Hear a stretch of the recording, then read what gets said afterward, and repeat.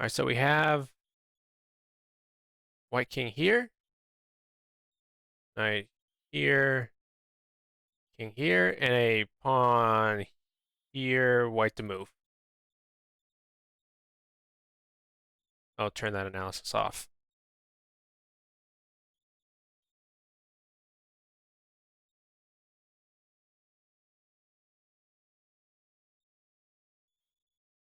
So in this position, white is aiming for a draw, because white only has a knight as opposed to a pawn that can become a queen. So the question is, can this knight alone stop this pawn from promoting indefinitely? And let's see. So the only move that doesn't immediately lose for white is to move the knight to d1.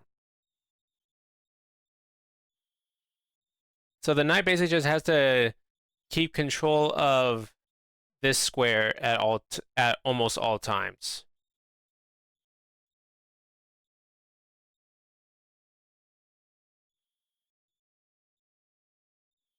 Controlling the pawn, basically controlling its advance, is easier if the knight can stand in front of it.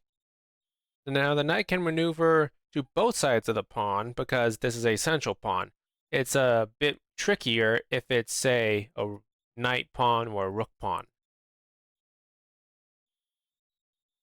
Say king goes to c2, tries to kick the knight out, but the knight can go to f2. See, the knight still eyes a square, and if the pawn ever just becomes a queen, the knight will just take it and it's a draw anyway. But this is particularly good because there is a wall between the knight and the king in the form of these two squares, not that one, these two squares, which are attacked by the knight, and the pawn lies on this square. So the king, the black king, cannot go to either of these squares, so he has to go uh, all the way around in order to try to put pressure on the knight again.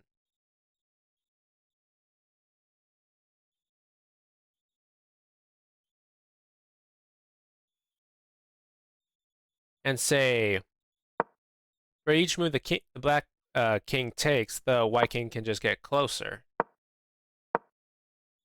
If the black king comes here, just move the knight in front of the pawn again. This is a check.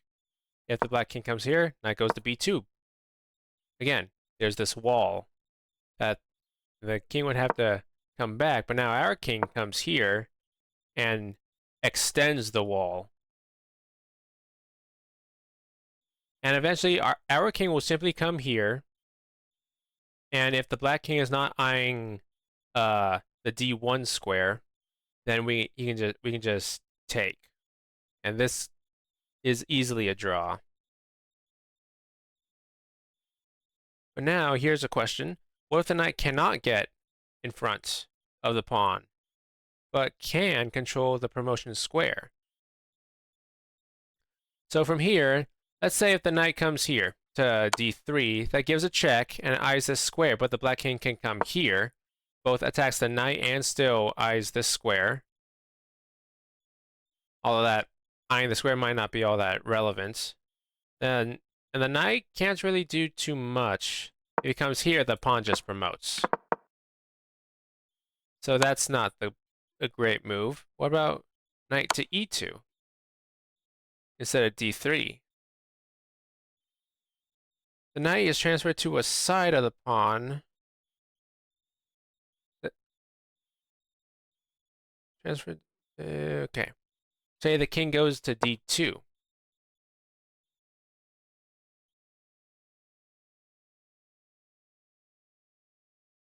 Now this knight can go. There's actually a trick here. The knight can go to d4. And the point is, if the pawn promotes, there's this fork attacking both the king and the queen. King moves, and it's a draw.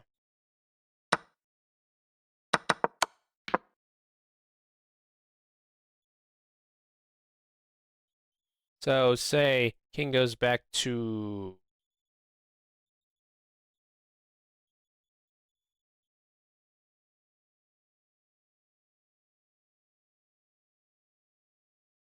wait.